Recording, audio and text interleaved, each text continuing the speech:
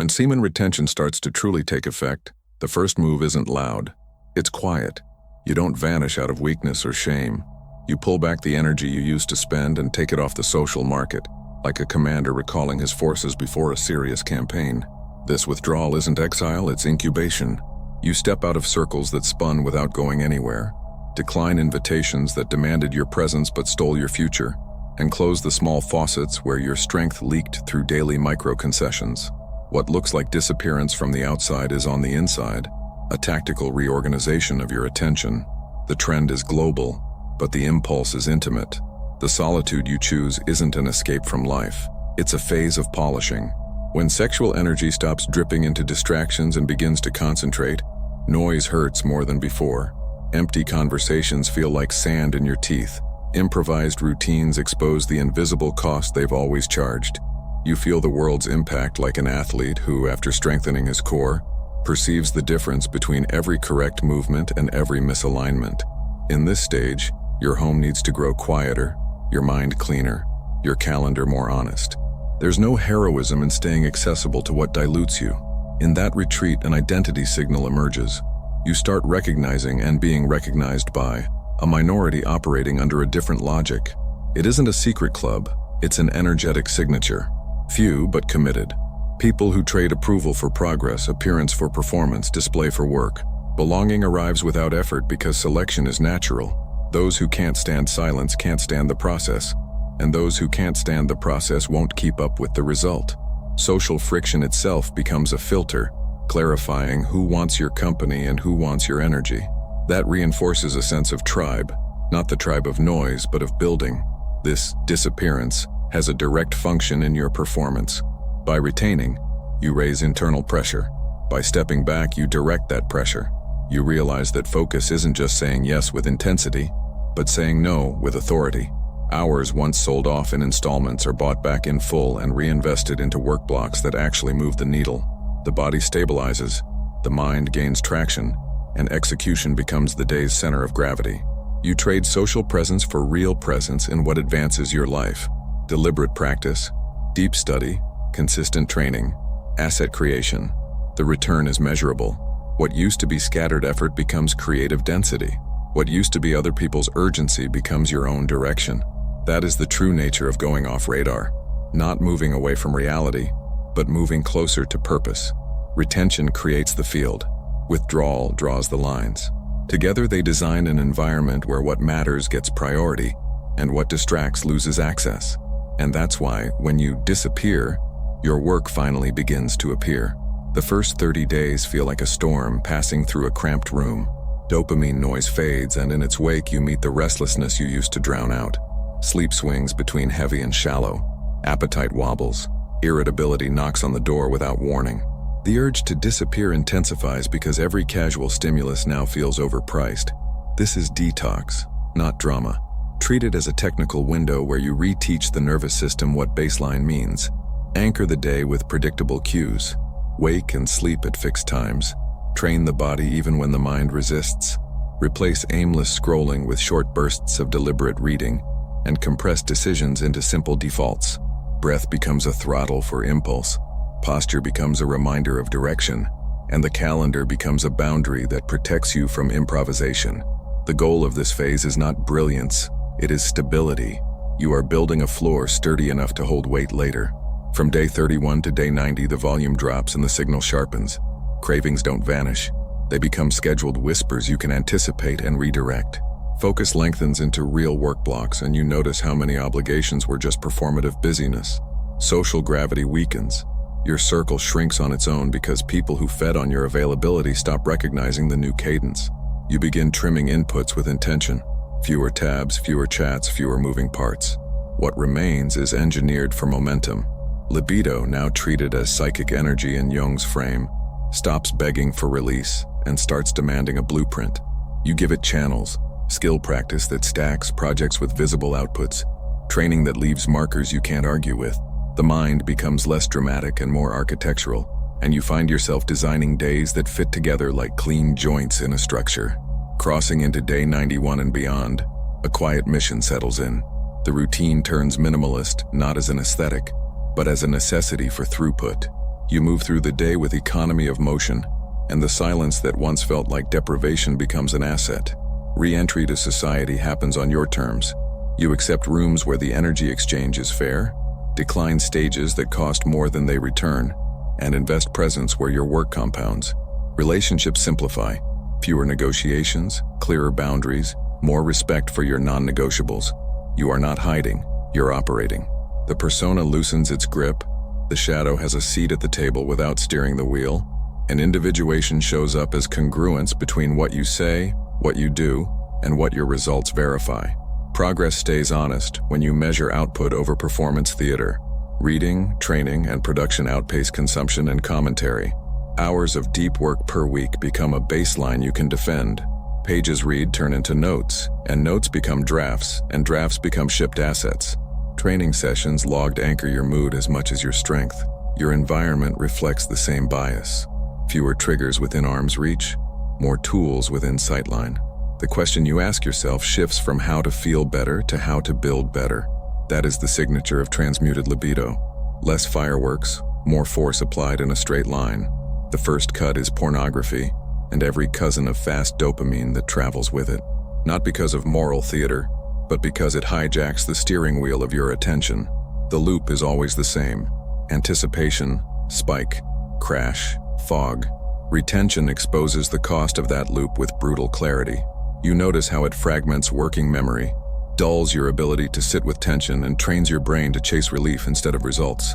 When you remove it, the initial void feels loud, but the nervous system recalibrates. Cravings shrink as you build alternative circuits, breath to lower arousal, movement to metabolize it, and tightly scoped tasks that give the mind a target. Discipline stops being a fight and becomes architecture, and the reward chemicals start to arrive tied to effort instead of escape. Next go the hollow conversations and the gentle bleed of gossip. It's not that you become antisocial, you become anti-leak. Every interaction costs energy, and you begin to audit those costs. Dialogue without intention leaves you lighter in the worst way, emptied of focus. You switch from talking to fill time to talking to move something forward. Fewer group chats, more one-on-ones with people who bring clarity. You stop explaining yourself to those committed to misunderstanding you, and invest that bandwidth into building. The result is counterintuitive.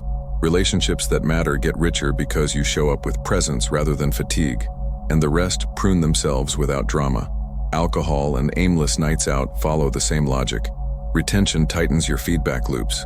You can feel what cheap indulgence does to sleep quality, morning willpower, and training consistency. It's not about purity, it's about performance. Poor sleep muddies hormones and decision-making, and late nights steal tomorrow's momentum before it starts. You trade the city's rhythm for your own cadence, choosing environments that return more energy than they take. When you do go out, you go with intent, to celebrate shipped work, to nurture a bond, to gather signal. Otherwise, you keep the early nights that let your mornings carry weight. Finally, you abandon the chase for validation on social platforms and the economy of vanity metrics. You start measuring in units that compound. Hours of deep work, pages of notes distilled into output, sessions trained, skills advanced, assets shipped. The scroll loses its spell when you track what it costs in attention tax. You replace passive consumption with deliberate inputs and shorten your distance to action. If you share as a builder, documenting process, not fishing for applause. The audience becomes a byproduct of value, not the purpose of your day. These subtractions look austere from the outside, but on the inside they feel like oxygen. Each quit removes a siphon and returns pressure to the system you are constructing. Without the constant leaks, your baseline rises, focus extends, moods even out, and your work begins to carry a signature. What you let go of stops looking like sacrifice and starts reading as strategy, because everything you cut loosens a knot around your attention and hands you back the one resource that makes all others useful. A mind capable of staying with what matters long enough to turn potential into proof. The first thing people notice isn't a new outfit or a louder presence. It's the steadiness in your gaze. The eyes stop darting for novelty and settle into contact that is calm, unhurried, and fully present. Micro-expressions smooth out because you're not bargaining for approval with your face. The tension that used to gather around the mouth and brow dissolves into a neutral baseline, giving your features a rested tone even on long days. This isn't performance. It's economy. When the nervous system stops chasing spikes, the face stops broadcasting small negotiations for attention and begins to signal quiet certainty. The voice follows the same physics. Pace slows, pitch often settles lower, and pauses appear where you used to fill the air to avoid discomfort. You're no longer racing to be heard. You're choosing to be understood. The breath sits deeper in the body, which grounds your speech and trims the filler that once leaked out between thoughts. That rhythm communicates authority without theatrics. Listeners track you more easily because your cadence respects their processing speed. You don't press for agreement, and that lack of pressure paradoxically makes your words carry more weight. Posture and gait reveal the same consolidation. You move like someone paying full price for each action. Shoulders rest instead of curling forward. The chin floats rather than juts, and the spine organizes your frame without rigid bravado. When you walk, the steps are purposeful, not performative. No fidgeting to burn nervous energy. No unnecessary gestures to buy social points. The body spends less to say more. In rooms that used to demand constant micro-adjustments, you now occupy space as if furniture had been rearranged in your favor. Not because you dominate it, but because you no longer argue with it. What observers call an aura is simply coherence made visible. Word, gesture, and objective line up, and the gap between intent and execution narrows. People read that alignment quickly because the social brain is built to detect it. You don't sell certainty with slogans. You demonstrate it with congruent signals that repeat over time. When you say you're focused, your calendar agrees. When you claim boundaries, your posture doesn't waver. When you talk about building, your outputs are easy to point to. That consistency reframes how others position themselves around you. Some step back out of discomfort with the unfamiliar. Others draw closer because reliability is rare. But either way, the room updates. These changes are not decorations layered on top of the same impulse patterns. They are byproducts of pressure directed inward until it forges integrity. As libido is transmuted into work and character, the surface organizes accordingly. Eyes hold, voice lands, body economizes, and presence coheres. None of it asks for permission.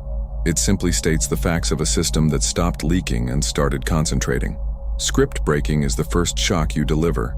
Environments are calibrated to bait men with urgency, scarcity, and status theatrics.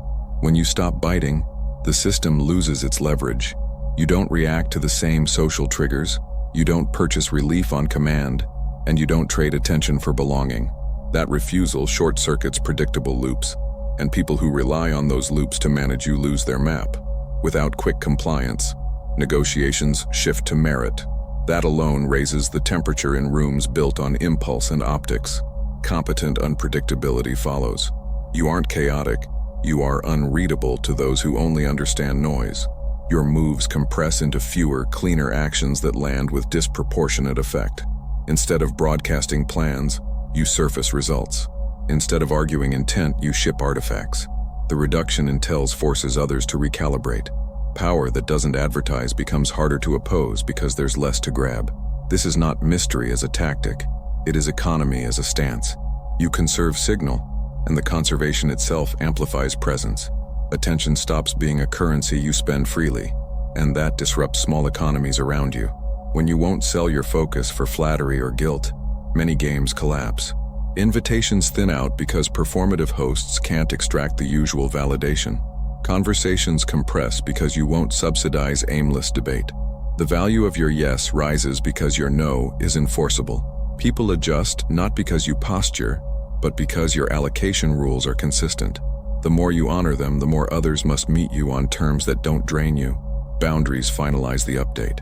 You become less accessible and more valuable in the same stroke, not by playing hard to get, but by being hard to waste. Limits are stated once and upheld without theater. You choose rooms where reciprocity is real, roles where competence is rewarded, and rhythms where your output compounds. Those who relied on your old softness experience loss and call it arrogance. Those who value clean exchanges call it leadership. Fear and respect are two readings of the same signal. A man no longer bargaining with his impulses or the crowd. This reaction is predictable when transmutation is genuine.